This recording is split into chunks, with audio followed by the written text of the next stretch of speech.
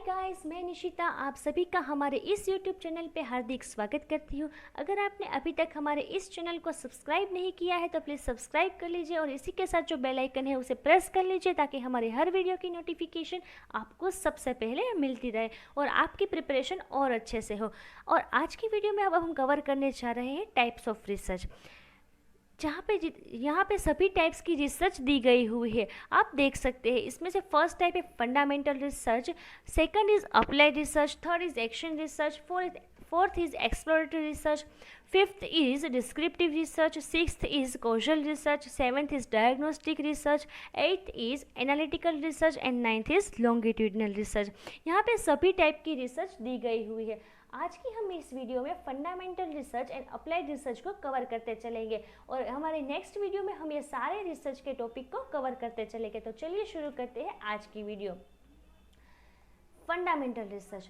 Fundamental research का meaning क्या है? हम एक एग्जाम्पल के थ्रू फंडामेंटल रिसर्च को समझने की कोशिश करते हैं। फंडामेंटल रिसर्च का बेस्ट एग्जाम्पल है लॉ ऑफ डिमांड।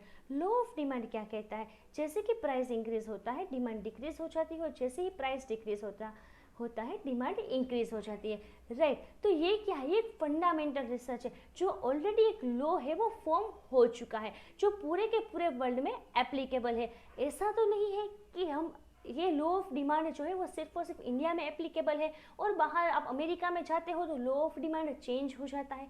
ऐसा नहीं है। लॉ ऑफ डिमांड पूरे के पूरे वर्ल्ड में सेम रहता है। पूरे वर्ल्ड में आप कहीं पर भी जाओ law of demand same applicable होता है, राइट। तो ये क्या है? एक फंडामेंटल रिसर्च है जो पूरे के पूरे वर्ल्ड में जनरलाइजेबल है, right. So fundamental research, it is undertaken for the sake of knowledge without any intention to apply it in practice, right। जो फंडामेंटल रिसर्च करते हैं वो हम किसी भी चीज़ के बारे में इंफॉर्मेशन लेने के लिए, उस चीज़ के बारे में जानने के लिए करते हैं। This research helps in developing theories by discovering broad generalisation and principles. See, ये जो फंडामेंटल रिसर्च करते हैं वो पूरे के पूरे वर्ल्ड में एप्लीकेबल होता है। जिस टॉपिक के ऊपर आपने रिसर्च किया है वो पूरे के पूरा टॉपिक जो है वो पूरी पॉपुलेशन के ऊपर जनरलाइज कर देता है। जैसे कि लॉ ऑफ डिमांड है जो पूरे के पूरे वर्ल्ड को जनरलाइज कर देता है कि वो पूरे के पूरे वर्ल्ड में एप्लीकेबल होता है, राइट। तो ये क्या है जो पूरे के पूरे वर्ल्ड में एप्लीकेबल है? ये फंडामेंटल रिसर्च है, right. It is organised to the different procedures of research like sampling, hypothesising facts etcetera. It can experiment in the laboratory. See, आप फंडामेंटल रिसर्च को किस टाइप से करते हो? आप सैम्पलिंग के थ्रू कर सकते हो। जैसे कि आप ए प्रोडक्ट है, आपने उसमें देखा कि उसकी प्राइस अगर इंक्रीज हुई है तो उसकी डिमांड डिक्रीज हुई, फिर आपने बी प्रोडक्ट को लिया, फिर आपने सी प्रोडक्ट को लिया, फिर आपने डी प्रोडक्ट को लिया। इसी टाइप से आपने सभी प्रोडक्ट को ले लिया, राइट। तो ये क्या था? ये आपने एक सैम्पलिंग की और फिर आपने जनरलाइज कर दिया कि ये जो है वो पूरे के पूरे सभी प्रोडक्ट के ऊपर एप्लीकेबल है कि जितने भी प्रोडक्ट है उसमें प्राइस अगर इंक्रीज होती है तो डिमांड डिक्रीज हो जाती है यार। और डिमांड जो है वो डिक्रीज क्यों होती है? तो कि प्राइस का इंक्रीमेंट हुआ है। तो ये जो लॉ है वो पूरे के पूरे वर्ल्ड में एप्लीकेबल है। सो ये क्या है? फंडामेंटल रिसर्च है। Research concerning some natural phenomena और relating to pure mathematics, research studies concerning human behaviour carried on with a view to making generalizations about human behavior are example of the fundamental research. See, research concerning some natural phenomena and relating to the mathematics. Pure mathematics जैसा कि 2 + 2 = 4, क्या ये rule कभी change हो सकता है? नहीं हो सकता। तो ये क्या है? ये फंडामेंटल रिसर्च है जो चेंज नहीं हो सकता, जो सभी जगह पर सेम रहती है। और इसको करने के किन किन मेथड है? तो क्या sampling, laboratories, hypothesising. Laboratories for example, आपको पता है कि जो एक ऑक्सीजन है और 2 हाइड्रोजन, अगर हम इन दोनों को कंबाइन करते हैं तो क्या बनता है? पानी बनता है, H2O बनता है। ये हम सभी लोग जानते हैं। तो ये जो रिसर्च है वो कहाँ पे की गई है? लेबोरेटरी में की गई है। तो फंडामेंटल रिसर्च को हम लेबोरेटरीज में भी कर सकते हैं। और जो अब हम बात करते हैं अप्लाइड रिसर्च की। हमने देखा फंडामेंटल रिसर्च क्या है। सी, फंडामेंटल रिसर्च में जितनी भी थ्योरीज डेवलप की जाती है, जितने भी प्रिंसिपल्स डेवलप की जाते हैं, जितने भी हम रिसर्च जो हम किसी भी चीज़ को जानने के लिए करते हैं, कोई भी प्रिंसिपल्स थ्योरीज जो ऑलरेडी डेवलप्ड की है, हम उसको प्रैक्टिकल लाइफ में अप्लाई करते हैं, वो उसको हम अप्लाइड रिसर्च कहते हैं, right. Applied research utilize principles made by the fundamental research to know the problems with the best possible manner. कोई भी फंडामेंटल रिसर्च है वो किसी भी प्रॉब्लम को, पर्टिकुलर प्रॉब्लम को ध्यान में रख के नहीं की जाती है, वो क्या है, वो पूरे के पूरे वर्ल्ड को कंसिडर करके की जाती है। जबकि अप्लाइड रिसर्च है वो पर्टिकुलरली एक ऑर्गेनाइजेशन को, एक पर्टिकुलर प्रॉब्लम को कंसिडर करके की जाती है। जो भी आपने फंडामेंटल रिसर्च में जो भी प्रिंसिपल्स थ्योरीज को डेवलप किया है, आप उसी को रियल लाइफ में जब अप्लाई करते हो, जब आप प्रैक्टिकल लाइफ में प्रैक्टिकली एप्लीकेबल करते हो सारे प्रिंसिपल्स को, सारी थियरीज को, वो क्या होता है, वो अप्लाइड रिसर्च की है, वो अप्लाइड रिसर्च होती है। Applied research undertaken to solve the problem and aims at finding a solution for a problem facing a society or an industrial or business organization. Suppose कोई भी ऑर्गेनाइजेशन में कोई problem create होती है, suppose वहाँ पे एम्प्लॉयज़ का attitude है वो बहुत ही रूड होता जा रहा है, तो ये क्या, ये प्रॉब्लम अराइज हुई है ऑर्गेनाइजेशन में। इसलिए आप क्या करते हो, ऑर्गेनाइजेशन मैनेजमेंट, ऑर्गेनाइजेशन बिहेवियर की जो भी थ्योरीज है उनको आप देखते हो, और आप देखते हो कि इसमें से कौन सी थ्योरीज हमारे ऑर्गेनाइजेशन के लिए सूटेबल है, और आप उसी थ्योरीज के बेसिस के ऊपर अपने ऑर्गेनाइजेशन के लिए एक थ्योरी, एक पॉलिसीज जो है वो फ्रेम करते हो, प्रिंसिपल्स फॉर्म करते हो, राइट। वो आपने किसके बेसिस के ऊपर किया, वो आपने ऑलरेडी जो फंडामेंटल प्रिंसिपल्स थे, फंडामेंटल रिसर्च की जा चुकी है, उसके बेसिस के ऊपर आपने एक प्रिंसिपल्स को डेवलप किया, आपने एक कंक्लूजन निकाला और आपने अपने ऑर्गेनाइजेशन के लिए एक सॉल्यूशन को फाइंड आउट किया। तो ये क्या है, ये एक अप्लाइड रिसर्च का पार्ट है। जब आप पर्टिकुलर प्रॉब्लम को ध्यान में रख के आप फंडामेंटल रिसर्च को यूज़ करके अपने ऑर्गेनाइजेशन में एप्लीकेबल करते हो, तो ये क्या है, ये अप्लाइड रिसर्च है। देखो, फंडामेंटल रिसर्च और अप्लाइड रिसर्च दोनों अलग अलग है। अलग अलग मीन्स जब आप फंडामेंटल रिसर्च को स्टडी करते हो तब पूरे के पूरे वर्ल्ड को ध्यान में रखते हो, लेकिन जब आप अप्लाइड रिसर्च करते हो तब आप पर्टिकुलर प्रॉब्लम और पर्टिकुलर ऑर्गेनाइजेशन को ध्यान में रख के करते हो, right. Applied research helps in to solve the practical problem of the modern world rather than to acquire the knowledge for the knowledge sake. आप सिर्फ और सिर्फ नॉलेज गेन नहीं करते अप्लाइड रिसर्च में, आप प्रैक्टिकली एक्चुअल लाइफ में apply करते हो। ये क्या है, अप्लाइड रिसर्च है। जैसे आप अकाउंटेंसी का एग्जांपल ले सकते हो, अकाउंटेंसी के जितने भी रूल्स है, राइट, जो हम रूल्स पढ़ते हैं, डेबिट क्रेडिट, वो जितने भी रूल्स है वो क्या है, एक फंडामेंटल रिसर्च है। और हम जब उसको प्रैक्टिकल लाइफ में अप्लाई करते हैं, प्रैक्टिकल लाइफ में जब हम अकाउंटिंग करते हैं, तो वो क्या है, अप्लाइड है, जिसको आपने प्रैक्टिकल लाइफ में अप्लाई किया है। Marketing research is an example of the applied research. जो मार्केटिंग रिसर्च हम करते हैं वो कौन सा एग्जाम्पल है, अप्लाइड रिसर्च का एग्जाम्पल है। हम और ज़्यादा एग्जाम्पल्स को देखते हैं ताकि हम अप्लाइड रिसर्च के कंसेप्ट को क्लियर कर सकें। For example, a study into the ways of improving the levels of the customer retention in D Mart in Punjab.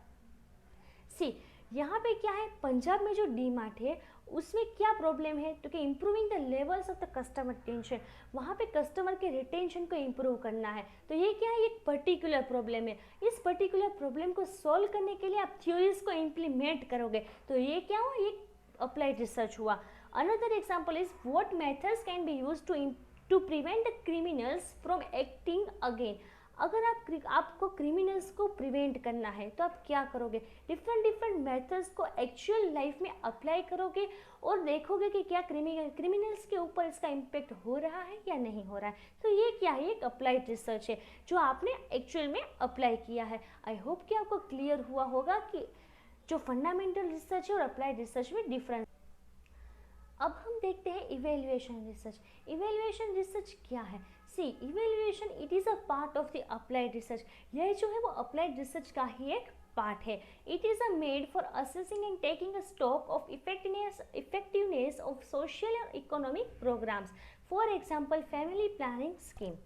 Suppose government है, उन्होंने फैमिली प्लानिंग स्कीम को इम्प्लीमेंट किया है, वो पूरे के पूरे इंडिया में इम्प्लीमेंट किया है, राइट। जो वो इम्प्लीमेंट हुआ है वो अप्लाइड रिसर्च का पार्ट है। अप्लाइड रिसर्च जो है वो बहुत बड़े लेवल पे की जाती है, राइट। ये आपको मोस्ट इंपॉर्टेंट पॉइंट है जो आपको याद रखना है कि जो भी अप्लाइड रिसर्च है वो बहुत बड़े लेवल पे की होती है, जैसे कि कंट्री लेवल है या फिर कोई भी स्टेट लेवल है। अप्लाइड रिसर्च जो है बहुत बड़े लेवल पे होती है। और जो इवेल्युएशन रिसर्च है वो जो ऑलरेडी हमने अप्लाई की है, कोई भी पॉलिसी हमने इम्प्लीमेंट की है, वो पॉलिसी का अगर हम इवेल्युएशन करें, हम अगर देखें कि वो पॉलिसी की इफ़ेक्ट जो है वो कहाँ कहाँ हुई है, कहाँ इफ़ेक्ट नहीं हुआ है, वो पूरा का पूरा हम जब इवेल्युएशन करते हैं, वो जो है उसको हम इवेल्युएशन रिसर्च कहते हैं। इवेल्युएशन रिसर्च जो है वो जनरली गवर्नमेंट के थ्रू होती है। गवर्नमेंट जो है वही इवेल्युएट करके बताती है।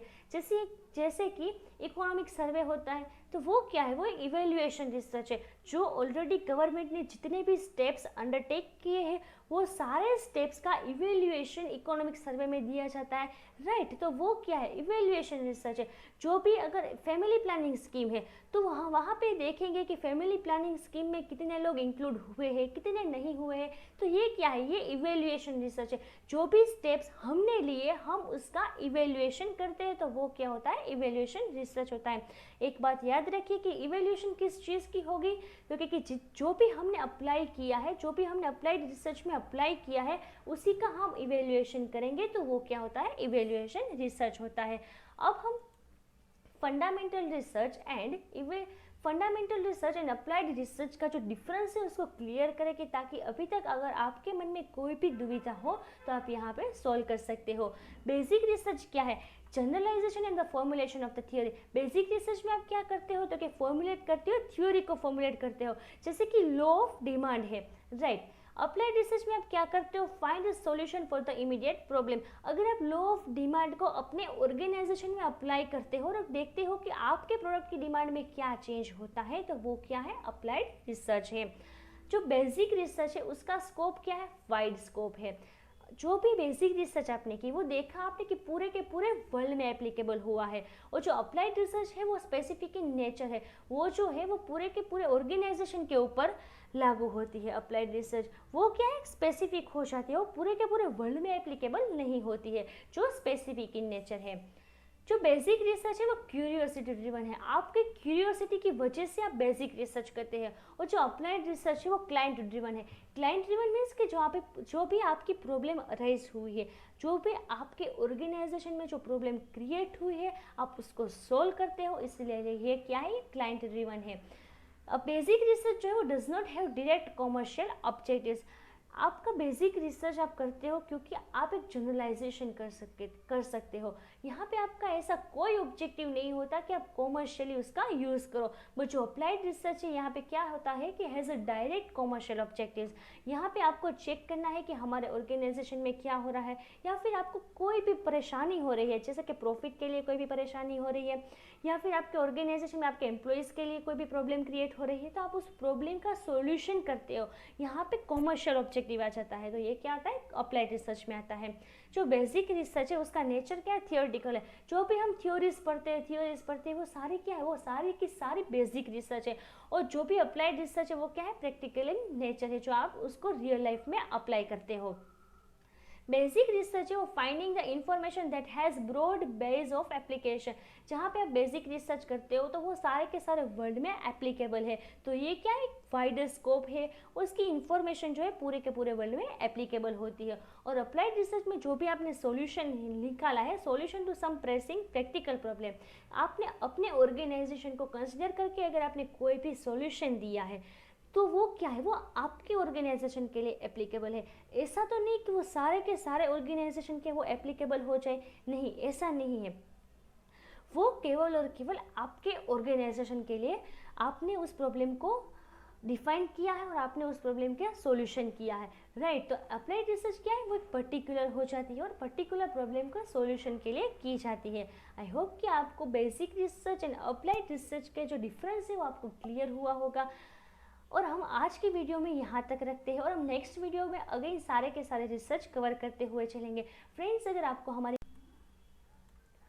गाइज आपको हमारी ये वीडियो पसंद आई हो तो please please please like, share and subscribe करना ना भूलें, ताकि हमारी हर वीडियो आप सबसे पहले देखें और आप अपने सारे कंसेप्ट को क्लियर करें और आपकी प्रिपरेशन और अच्छे से हो सके। गाइज अगली वीडियो में मिलते हैं, तब तक के लिए bye bye, take care, see you.